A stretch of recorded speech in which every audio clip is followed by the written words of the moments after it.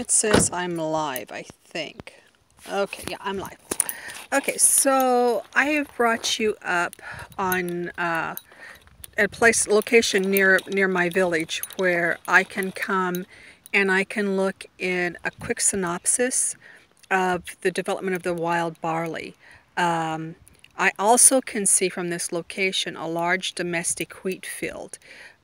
So I brought you up here today so that I can give you the first glimpse of what's going on. And so let me turn the camera around if I can figure out how to do it. Here we go.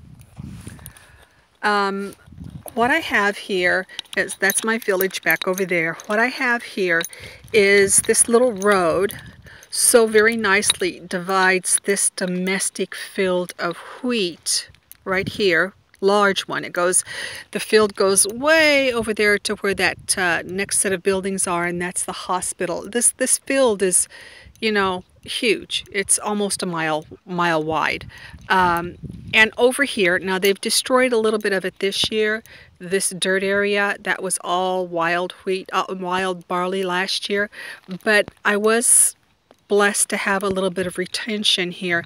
This side is where I gathered a lot of the wild barley from, well, all of the wild barley from last year that I used to clean, grind, and make one unleavened barley cake for the week of unleavened bread. Okay, so what I'm bringing you up here to show you today is that as of the night of December 24th, when our rains finally really did start in earnest, there was nothing in this field right here. This is domestic wheat. What you see right here has all come up since the 24th of December. We had rain the 24th and we had rain the 25th. We had a little pause, and then we've had almost daily rain ever since then. So you're talking about 24, 25, 26, 27, wait a minute, 24, 25, 26, 27, 28, 29, 30, 31, and now we're the 3rd. So that would be basically 10 days, and you've got wheat up. This side, a lot of this was barley. I can show you, these are our barley stalks right here. This is barley stalks. It says we have a very bad connection. Okay, we're back. I can show you, don't know what dropped, but I can show you that, you know, this is a barley stalk. This is last year's barley. These are last year's barley. Go over here.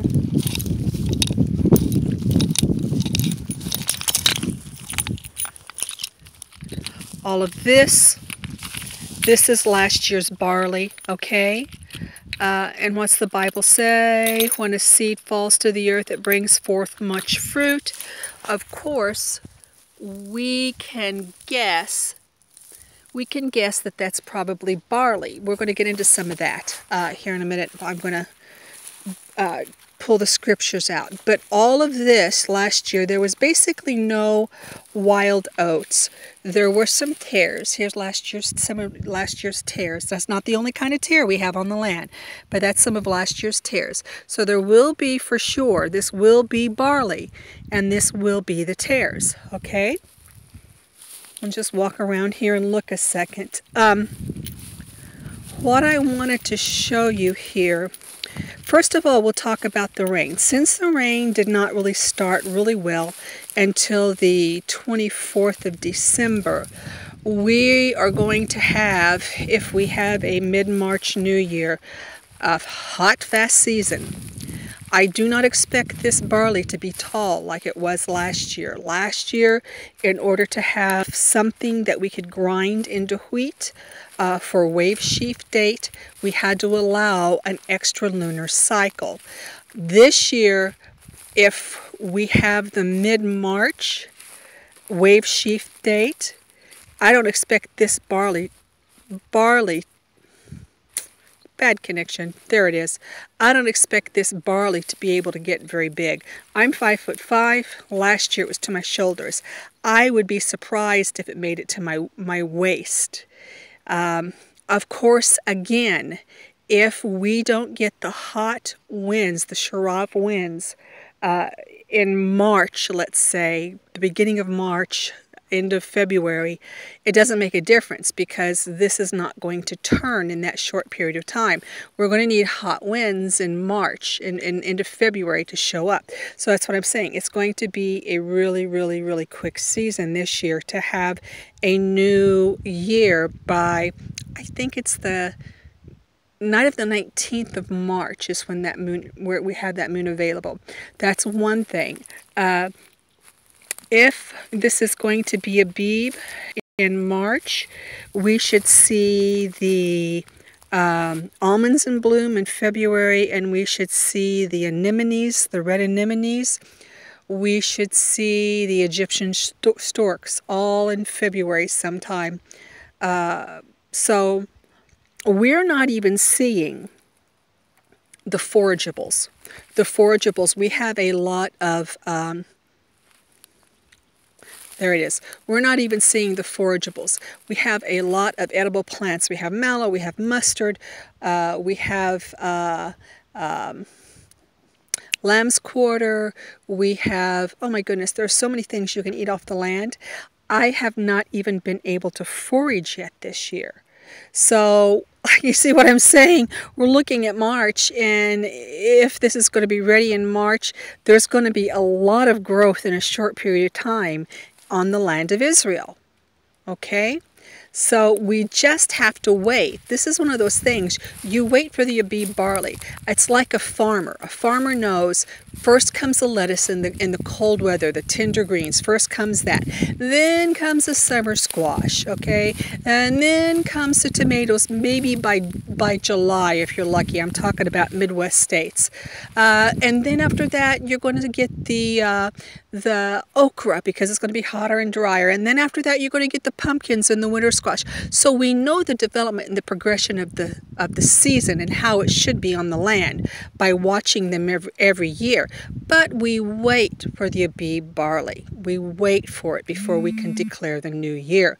We need to have a barley flour to present on wave sheaf to determine the calendar. We don't present, the work of the temple is done. We don't present those things anymore, but we still use them to determine the year.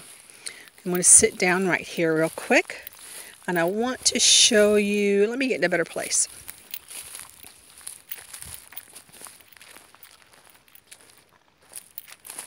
Come over here.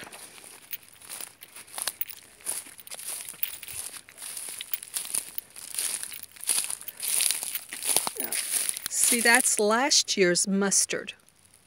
And that hasn't even, there's no mustard up down there yet. We haven't even began the forageables yet.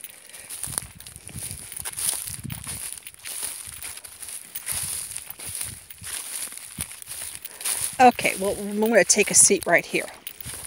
Hang on, I'm going down. It's going to be a bumpy ride. Okay. The Bible talks about, let's look right down there. Oh, there it is. Okay, you're back. I'm back. The Bible talks about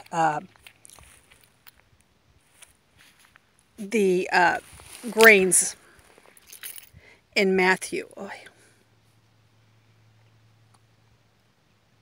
Okay, sorry.